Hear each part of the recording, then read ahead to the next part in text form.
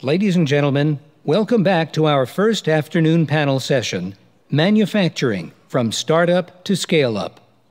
Please welcome our panelists, Mr. Peter Davidson, Executive Director, Loan Programs Office, U.S. Department of Energy. Dr. Paul Hommert, Director, Sandia National Laboratories and President, Sandia Corporation. Dr. Adam Powell, Chief Technology Officer, INFINIUM. Mr. Javier Saade, Associate Administrator for the Office of Investment and Innovation, U.S. Small Business Administration. And Dr. Keenan Sahin, Founder and President, TIAX LLC, and Founder and Interim President, CAMX Power. And please welcome our moderator, Ms. Lauren Gardner, Staff Writer, CQ Roll Call.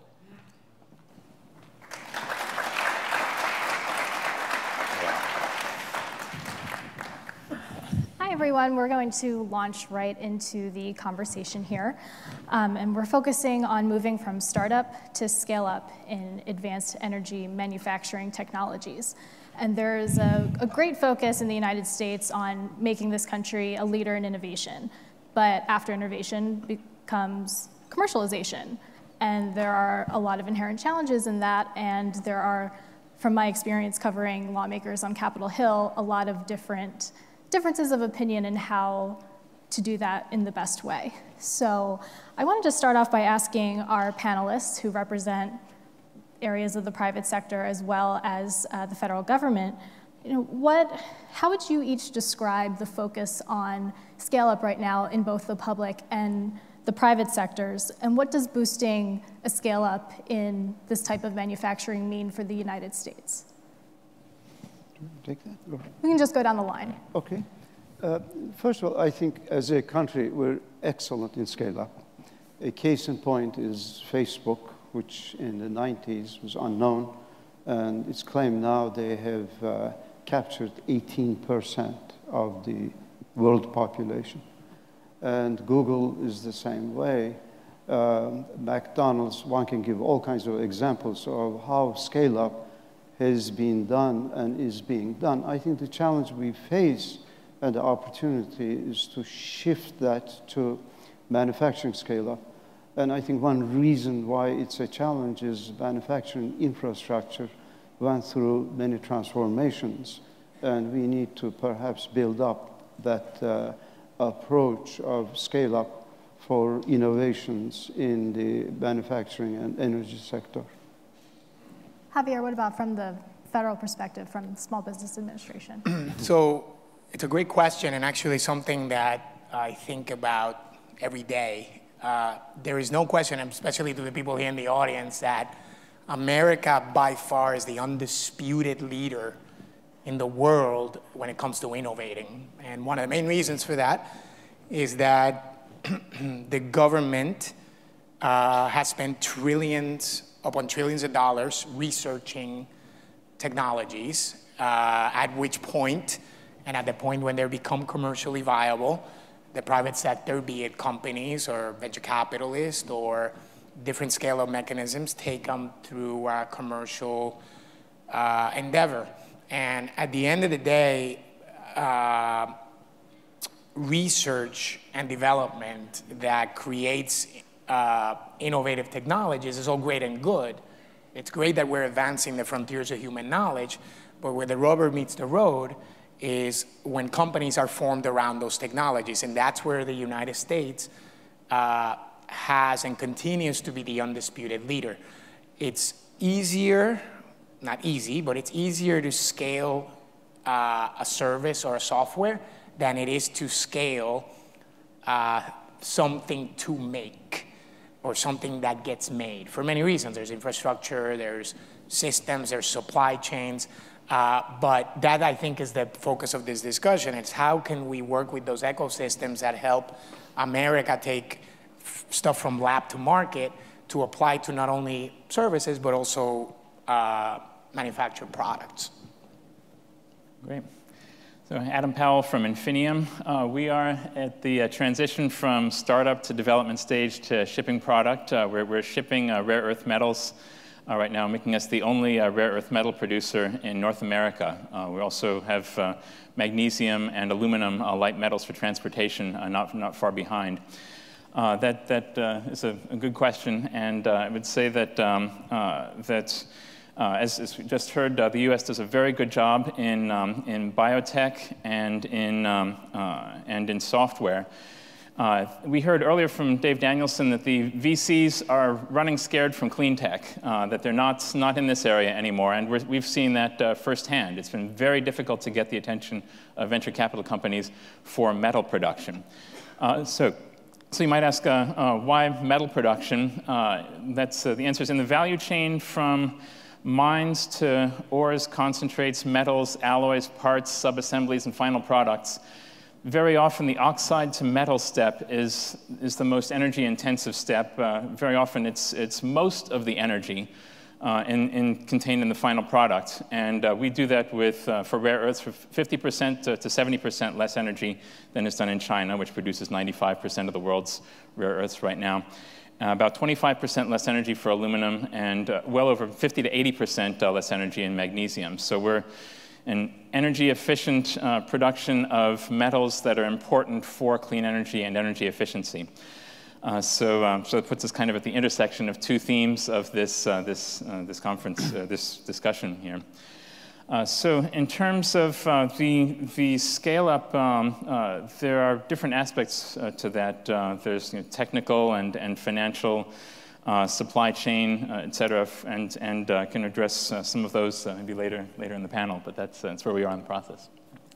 Yeah, I would say that representing an organization that's very involved with federal research and development, that I'm very encouraged in the last 5 years that there's much greater recognition, and of course this conference and the relationship with the Department of Energy and the Council highlights that, a much greater emphasis on the importance of scaling all the way through a manufacturing effort. And we see that a lot in the energy area. There's examples out in the hallway of a number of those. And you even see it with the car in an additive manufacturing effort, which is inherently linking the linkage between a fundamental research and the manufacturing process. So I see much greater emphasis on it and a recognition of how important it is, and a recognition that the innovation that has so been a hallmark of us at the basic research level can bear as much fruit or even more by carrying it all the way through to the scale-up level. Thanks. So Peter Davidson, the Loan Program Office of the Department of Energy. There are really kind of three phases companies have to go through to scale up correctly, particularly in the manufacturing area. The first is raising that initial amount of money to get your company going. The second is, if you have a product, to build that first prototype and prove that it works. And then the third is really when you take that to full-scale commercialization. So the program I run, we focus on that, taking from pilot scale to full-scale commercialization. We have a portfolio of $32 billion. The average loan size is $900 million. And what we find is when a company has a product that works, but there's a new technology or innovation is in that product, it is very hard for senior lenders, for banks, to make loans for the first, second, or third deployment of that new technology. And that really has gotten to be a big problem. That's inhibited the growth of a great deal of what we've done in renewable energy with solar and wind and battery deployment. So this program, this federal program, has been set up to provide senior debt financing, only senior debt financing, for the first, second, and third deployment of a new energy technology and a new auto technology.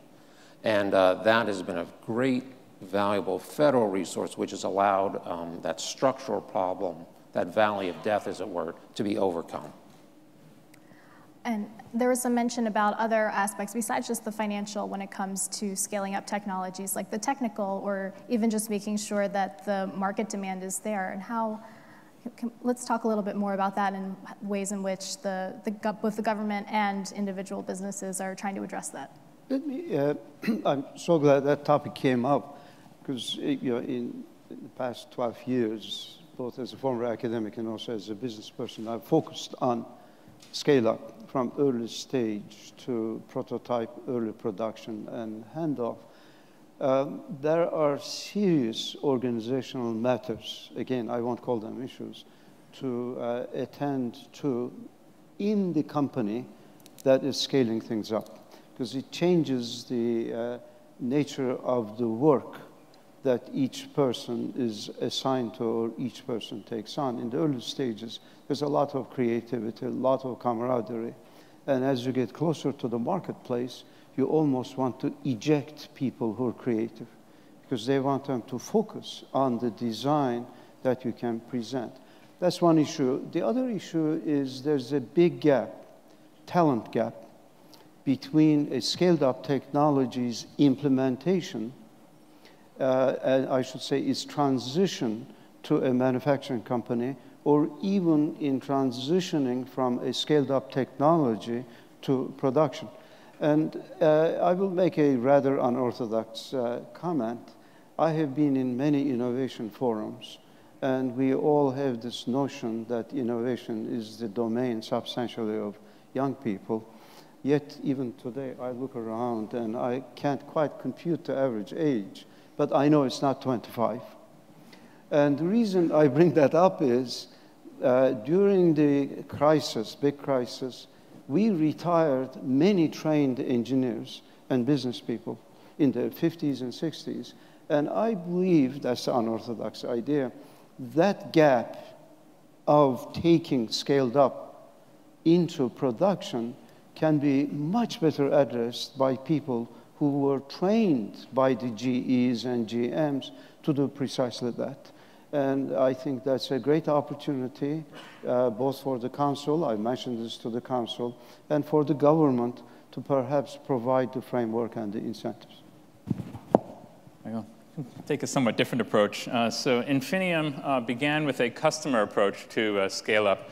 We had a technology that was developed at MIT and Boston University, and we decided to see what was the marketplace interest in this technology. And so we began with the magnesium technology by going to Detroit and talking with them and seeing what they wanted and talking about the scale of our furnace.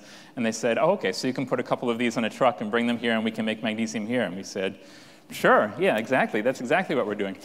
So by starting with a customer focus, you get to know a lot better what their needs are. And even in a commodity business like bulk metals, it can be subtle, just what are the advantages? For example, the fact that we have no carbon in our process makes some of our metals much more valuable than they would otherwise be. So understanding that can guide the technology development in a certain direction and guide the scale-up engineering as well, knowing what kind of a scale is required to enter certain markets. So that customer focus is very important. And Javier, you mentioned before that it's easier to scale services or software than it is to scale something that has to actually be made. Can you talk a little bit more about, especially you and Peter, how the federal government is approaching that on the energy front and why these clean energy technologies should be made in America as opposed to anywhere else, and how you're addressing the scale-up issue in that regard?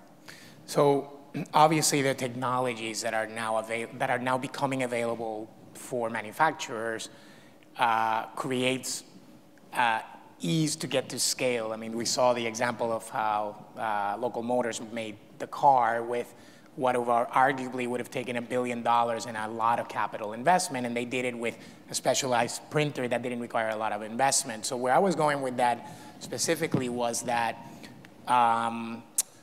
if you think about the research agenda, one of the programs I run is called SBIR, Small Business Innovation Research, which probably many of you here are familiar with.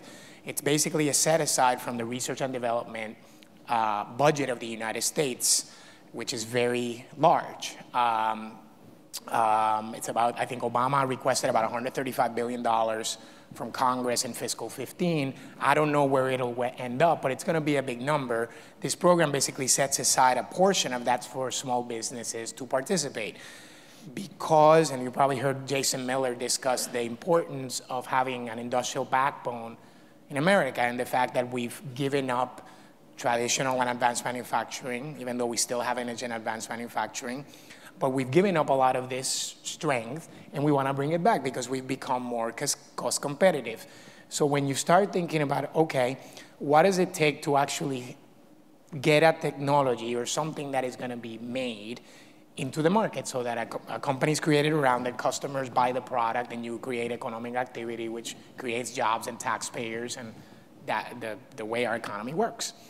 And when you look at what's happened in the solicitations that go out for research, many of them have embedded in them manufacturability, which means that, no offense to the MIT folks here, which I'm sure are many, but there's a lot of triple PhDs from MIT which are very focused on getting patents, or Harvard or wherever, fill in the blank, on getting patents and getting published. And that's amazing, but that's not where economic activity lies. So if you, in the beginning of the process, start thinking about how to commercialize it, and there's several agencies that do a great job of this. DOE does a great job, NSF does a great job of, once they get a grant from the government to develop a technology, I want you to start thinking about what you would learn in an MBA 101. How do you sell it? How do you scale it? How do you create a business around it? Do you license it? That process is a little more difficult in the manufacturing world, just because the actual transformation of a basic material into a value-added material is more complex. And that has to go into the thinking of developing the technology. So I don't know if it's harder, but my sense is that it's more complex because there are more moving parts. So I mean, we're extremely fortunate in this country where we have the innovation and university infrastructure that creates innovation and creates great technology.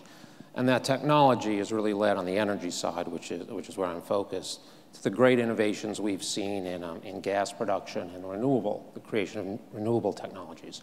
So our science is phenomenal in getting us to the stage of having software and products and potential developed, and then we have to get it deployed. And deployment is heavy on the manufacturing, and that is where we really do have this structural problem where if it is a new, innovative technology to be deployed at large scale, even if you have equity investors who are willing to put in money, whether it's a utility company or a private equity firm, they will only put up 20 or 30 or 40% of the cost of the project.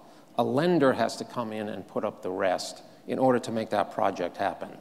But when the banks are cautious about getting in because it's a new technology, projects reach a standstill. So that's where the Department of Energy loans have come in to allow projects to go forward. And as a result of it going forward, not only does it create a better energy future, lower carbon emissions, but you then attract around these projects the beginning of manufacturing bases. So we financed the first 5 large-scale photovoltaic plants in California and Nevada. And we were just financing the projects. But around each of those PV systems, average plant size is $1.5 billion. Whole ecosystems have now been built of the companies making the of the mirrors for the systems. Engineering firms have relocated, and it's just been a real upswelling of manufacturing. The one thing that's very interesting is we recently financed the first new nuclear facility in the United States, the Vogtle facility in Georgia. Just as a bit of the details on that, we did a multi-billion-dollar loan. The project is a $10 billion project, and of that $10 billion, $5 or $6 billion is going into salaries and wages for people working on that project. So these are phenomenal generators of income, these large projects, which is one of the reasons we want to do as much as we can for domestic energy production. But very interesting in that project, since we have not made a new nuclear facility in this country in 30 years, the average age of a nuclear engineer in this country is over 55. So we've kind of lost that skill set. That's all having to be reborn now. And the welding technology for this nuclear facility really did not exist in the United States. Many of the parts came from Korea and Japan. In the beginning, the project developer had to bring welders in from overseas. They then trained a bunch of American welders. And now welding for this facility goes on in 4 or 5 different facilities around the United States. And we've really seen a rebirth of that whole nuclear welding profession just within the last 3 or 4 years. Let me just add that, you know, Deborah mentioned this morning, and we talked about it at the Innovation Summit yesterday, that while the U.S. has terrific worker productivity, the increase has not been as great in the last 5 years or so as we would like. And I think there's a great opportunity to focus on productivity in supporting energy innovation and renewable energies and other energy, nuclear, being brought into a scaled-up position. As an example that we worked at Sandia on wind turbine technology that you can visit out there, where by focusing on innovations that really upped labor productivity on the order of about 28%, you change the dynamic of whether it's better for a company to manufacture the blades offshore or manufacture them here domestically. And it really is using technology to change the productivity equation. And I think the energy area is ripe for those type of injections. We have great innovators, no question about it. And we have great entrepreneurs. But I think there's another segment. And by the way, innovators need not be entrepreneurs, and many times entrepreneurs are not the innovators. But we need another class, the implementers, which is different than manufacturers. And as a former academic, I would turn to the university people here that in addition to training people in manufacturing, I think we need to train engineers in implementing. And it's very different than manufacturing, and it's very different than entrepreneurship. It has its, I think, own mindset and its own constraints. And one reason I say that is it's a missing bridge, a missing link. For instance, in my company, we worked 10 years to develop probably the most advanced cathode material in the world. And we built a pilot plant on our own investment. Everything is set to go, except that the large companies that can take something like that over are not in the United States anymore. And so we're trying to push it forward and implement it, but the implementation engineers are scarce. And that's why I brought up this notion of people who worked at big companies and who have the knack, who have the skill. And that's the population that we're going after to see if they can take it to the next stage of implementing and building these things up. To be sure there are finance challenges, to be sure there are IP challenges, to be sure there are organizational challenges, but these are additional challenges that I think can be addressed productively. To step it back a little bit, I'm curious to hear how each of you defines what does scale mean to you. I think this is an issue, particularly on Capitol Hill, that everybody has a different definition of what it means when a technology is ready for prime time and it's commercial and it's here and it's ready and people are going to go buy it. So how do you each approach that, and what does it mean to you when something is ready to go? We can start with we'll start with Javier. So I'm going to think about it from a capital formation standpoint, even though I know there's a lot of pieces. Probably a good framework to think about is how does capital get formed around something that's an idea on a napkin all the way to a plant making gigawatts of energy or whatever it may be.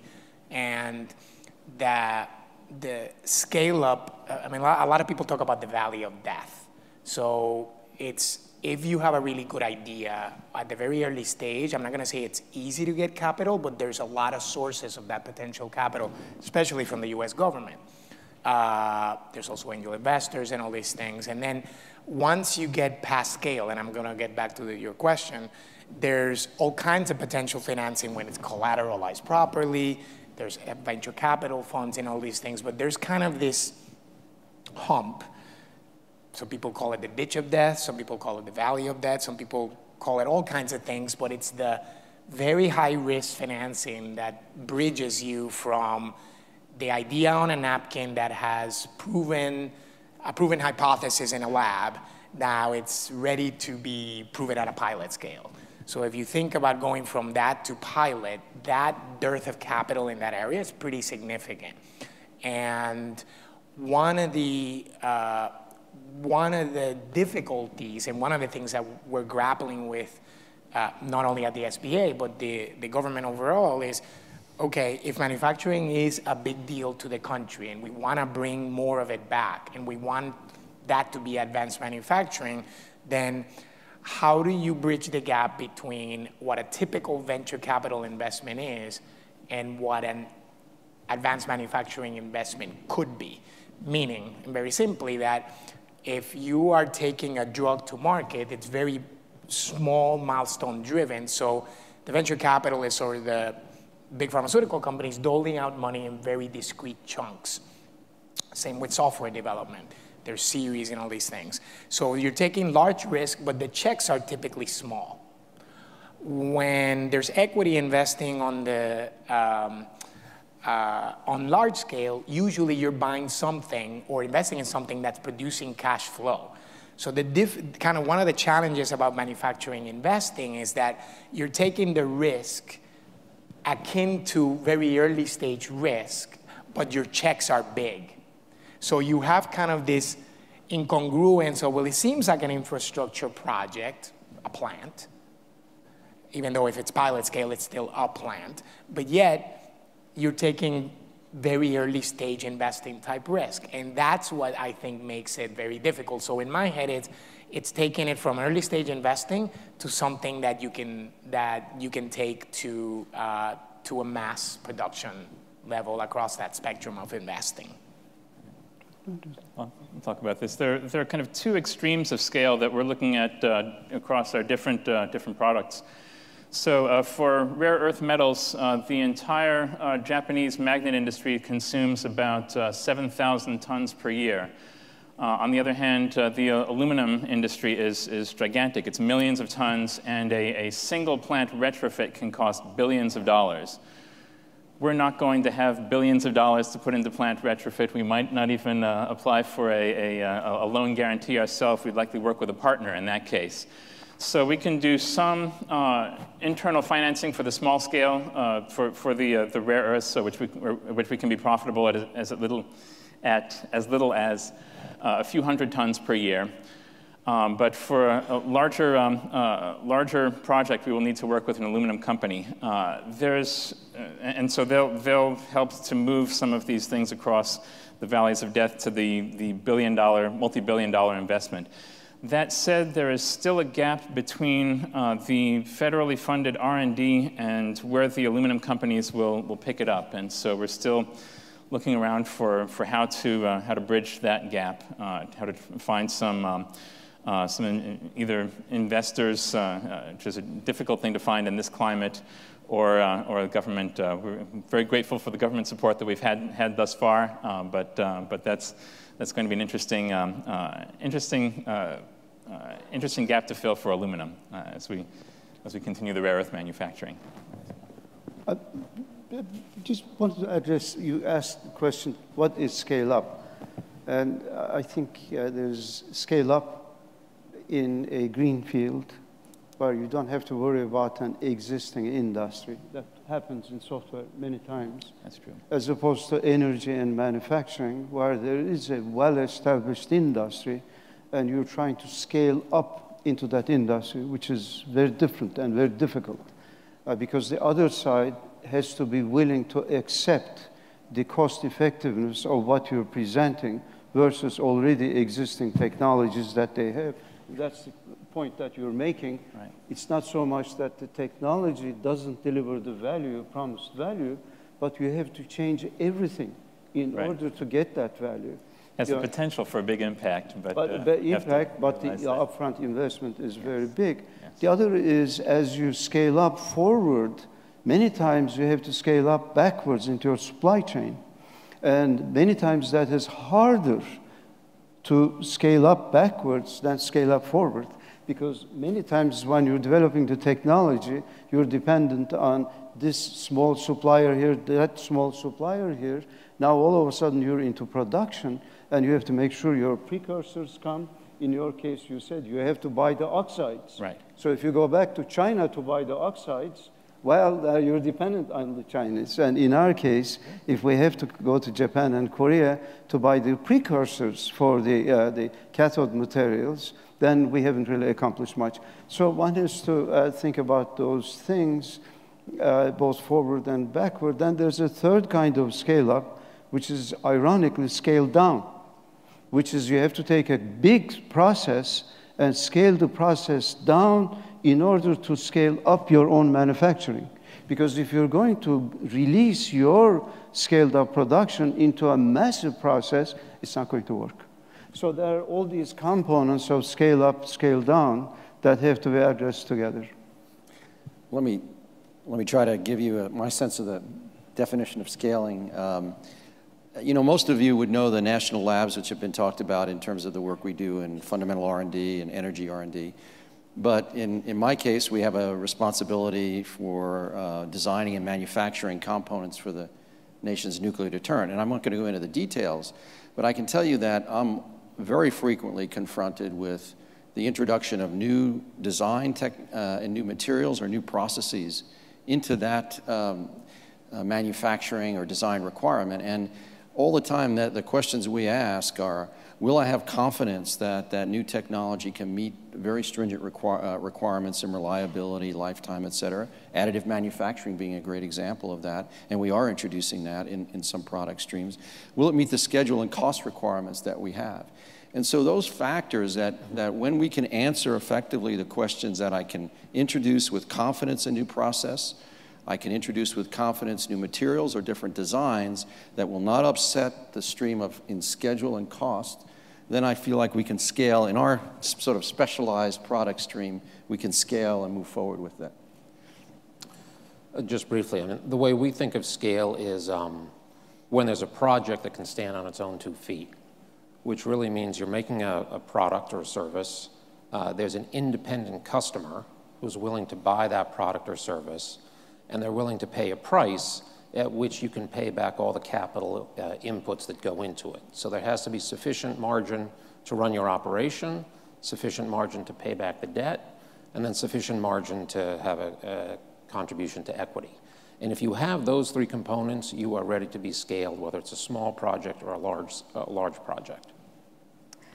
Peter, how did DOE deal with when you were working with companies that either had loan guarantees or other kind of funding from the department when they were in that kind of middle gap that some of our panelists were talking about, where they already had the startup, they already had the innovation, but they were in that in-between phase trying to get to the pilot stage. Can you talk a little bit about how you work with them to get over that hump? Well, I don't like to be a downer, but we don't work with them at that stage. We really start working with companies when they've already proved out a technology at pilot scale. So they have to be at pilot scale. There are other Department of Energy programs. There are the labs, there are the applied sciences, there's the shop Dave Danielson runs, energy efficiency, the fossil. So there are many other areas within Department of Energy which give grants to get technologies demonstrated at pilot scale. Where we come in as once a project, whether developed at or in part at DOE or in industry or anywhere else in the United States or around the world, if a developer wants to take that technology, and this is very important, we do not choose at the Loan Program Office a technology. We don't pick winners and losers. We don't have preferences for technologies. We issue solicitations that we have senior debt money available. Now we have an active solicitation in the market for up to $8 billion of loans for fossil projects, so oil, gas, and coal. We have $4 billion of loans available for renewable energy projects, and we hope to soon be issuing a solicitation for the nuclear power area. But we have loans available, and then it's up to developers. And those developers can be companies, those developers can be cities, states, port authorities. They come to us with projects that they would like us to fund. And so we are trying to be responsive to solve that market gap of when you have equity in a deal, when you have a technology in a deal, when you have a customer, so it's all ready to come together. And that project developer goes to their senior lender, and the lender says, I love this project, but come back to me for projects 3, 4, and 5 once you've demonstrated the technology, once you've demonstrated the innovation, then I'm interested. So we solve that very narrow vertical, but that very real problem of being able to attract either large or very significant amounts of money so that those first, second, and third projects can be built at commercial scale. And once that happens, then the beauty of the marketplace takes over, and suppliers bid down costs, and engineers figure out how to retool it to make it better. But we have a huge problem of getting the first commercial scale projects deployed. And I just would, like to emphasize that the department does have really a number of programs and initiatives that try to look at this early stage of going from innovation through the first phases of scale up. The National Network of Manufacturing and Industry, I forget the Innovation Institutes are a great example of that. And particularly, I think, powerful, we talked about this yesterday, is bringing universities, labs, and industry together to focus on really moving a key technology forward to where it might, again, spawn a company that is in a position to take advantage of a loan guarantee. I think there's room for more of that. And in particular, working the synergies between those different R&D components is very powerful.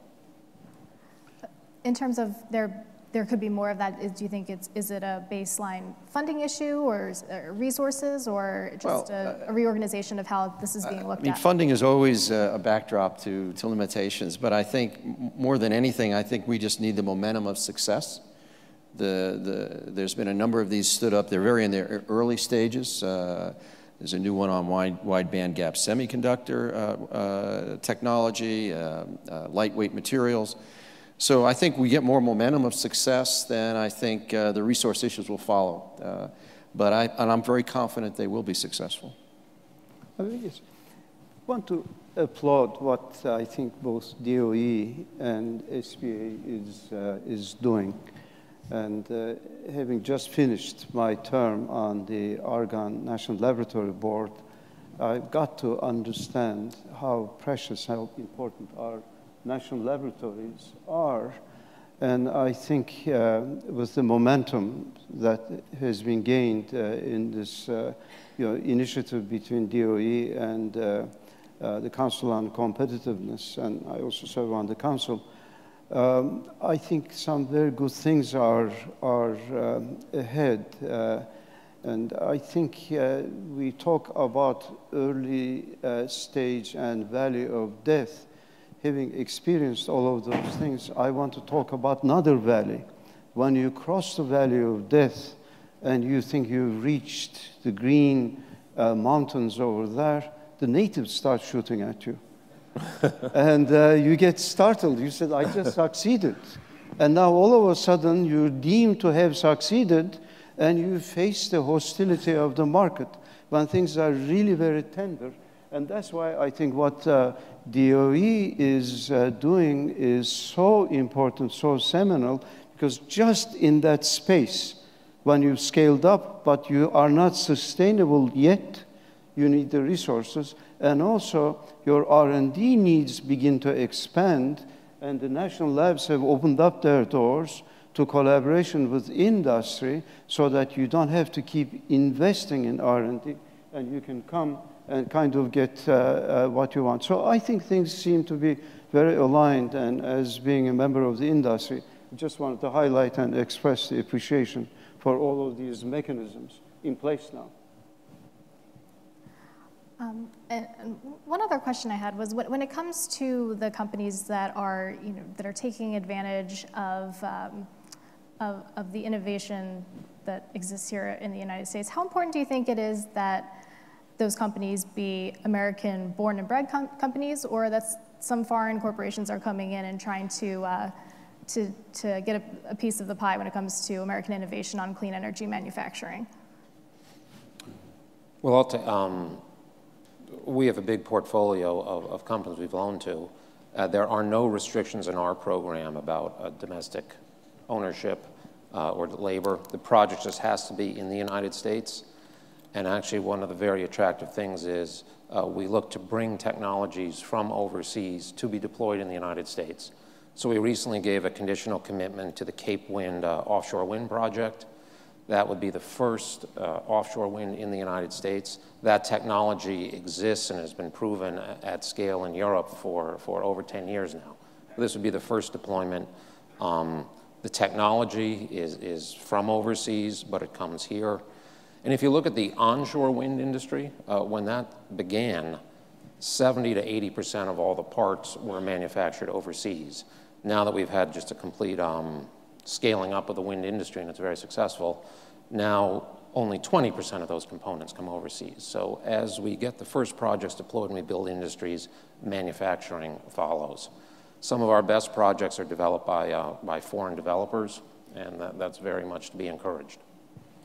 I mean, I would say generally, while I'm less familiar directly with the question of company ownership, that, you know, as I think Deborah or the Secretary mentioned this morning, that, you know, that while the U.S. still leads in R&D expenditure, the rest of the world has come up tremendously in that. So we see it in the scientific and engineering fields that innovation is happening worldwide, and the ability to bring that innovation to impact U.S. domestic jobs and market seems to me to be necessary going forward, given the breadth of developments that are occurring.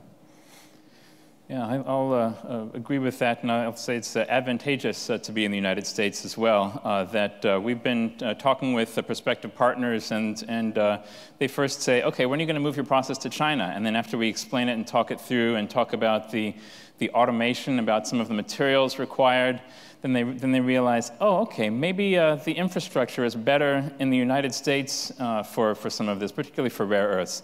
The light metals are going to chase low-cost power wherever it goes, you know, all over the world. But for where we are, in particular with the rare earths, you know, the Boston area with high-cost power and a high cost of living actually works well for us because there are a number of synergistic industries. There are multiple companies in various aspects of electrochemistry, fine ceramics. It's one of 3 or 4 world-class hubs, and vacuum and controlled atmosphere furnace metallurgy.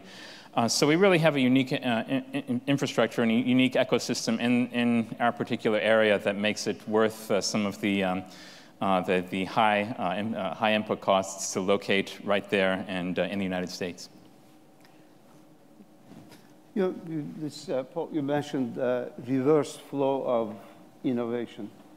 And I think that's a very good, very powerful concept. And we all talk about graduate students who are foreign nationals who are trained in our country, and then they are sent back. And there have been many proposals that a green card be stapled to their diploma.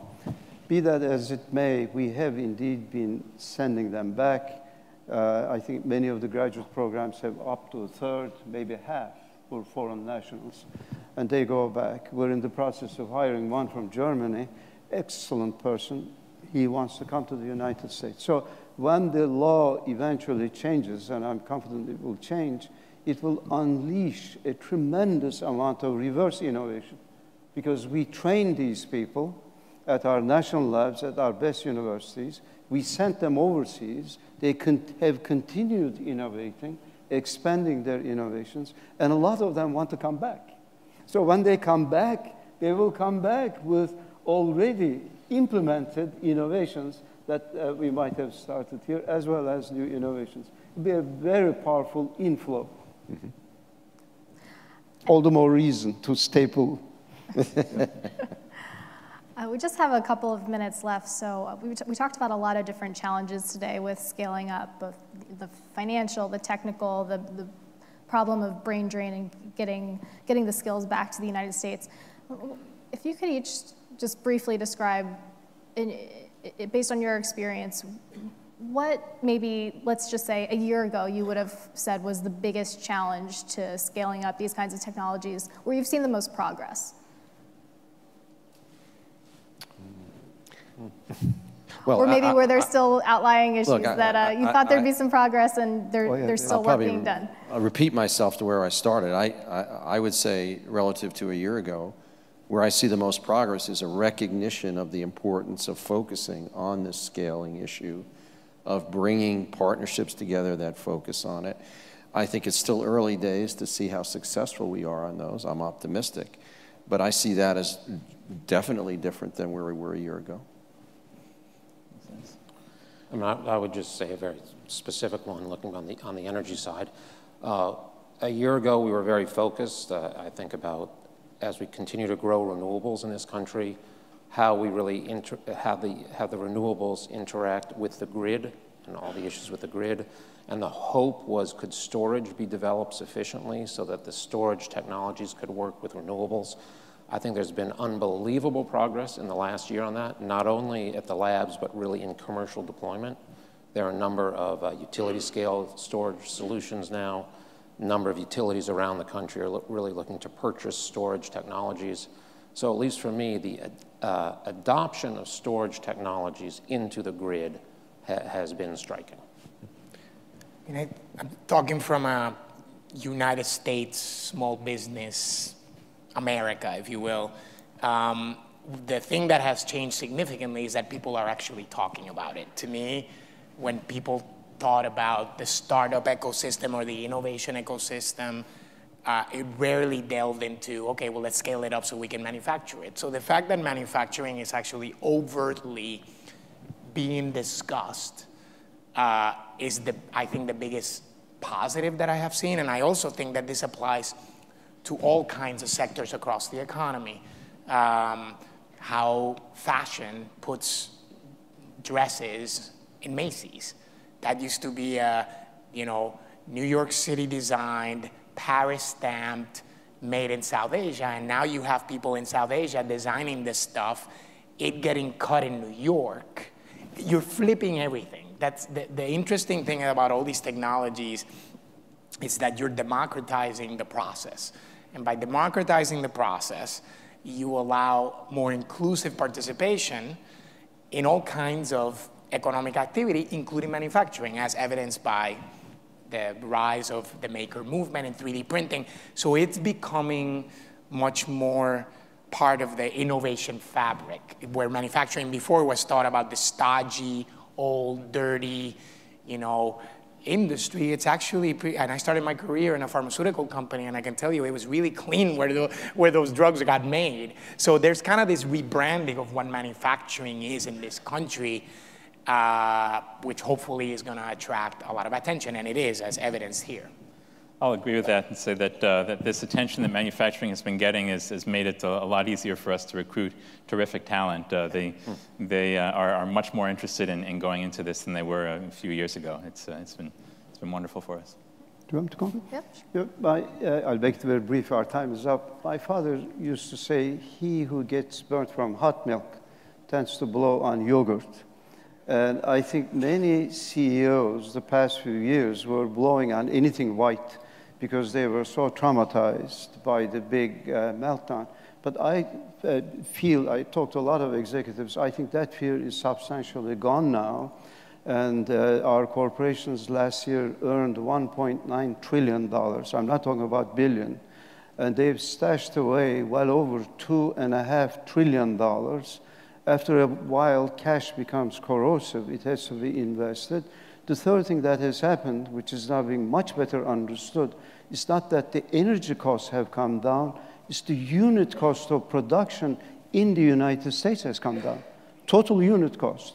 And with all of these, enormous amount of capital, high profitability, unit costs are down, I think energy and manufacturing is ripe for a really renaissance. That's what I see this year. And on that note, please join me in thanking our panelists.